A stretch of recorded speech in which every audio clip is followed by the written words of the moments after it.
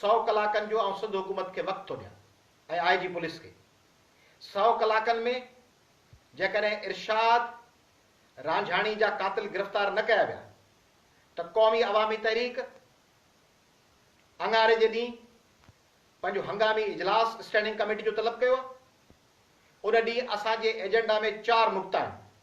100 कलाकनि में जे फ़ैसिलो न थियो त असीं सॼे सिंध में एहतजाज जी कॉल ॾेई सघूं था। असीं अरबा या ख़मीस ते सॼे सिंध में शटरबंद हड़ताल जी कॉल ॾेई सघूं था। असीं सिंध जे अहम शाहराउनि ते धरणे जी कॉल ॾेई सघूं था, या असीं कराची जे सिंध असेंबली ऐं गवर्नर हाउस ॾांहुं मार्च जो ऐलान करे सघूं था।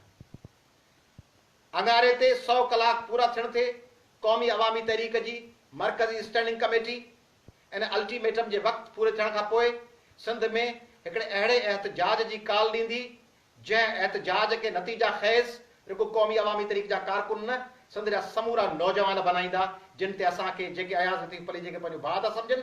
मूंखे उन्हनि ते वेसा आहे, मूंखे सिंध जी उन सिविल सोसाइटी ते, उन्हनि राइटर्स ते वेसा आहे, सिंध जे उन्हनि कारकुननि ते जेके भले इक़्तिदारी पार्टी पीपुल्स पार्टी जा कारकुन हुजनि पर उनजो ज़मीर ज़िंदा हुजे।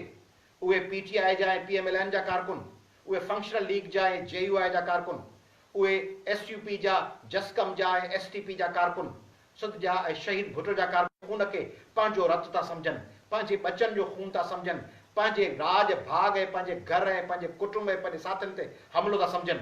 उहे सभु अंगारे ताईं क़ौमी अवामी तहरीक जे कॉल जो इंतज़ारु कंदा।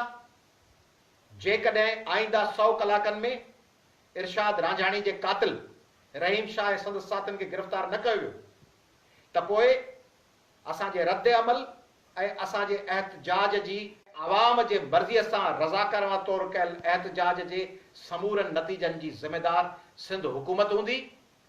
उहे पुलिस अथॉरिटीज़ जा माण्हू हूंदा जिन कातिलनि खे गिरफ़्तार न कयो। ऐं पाकिस्तान जे वज़ीर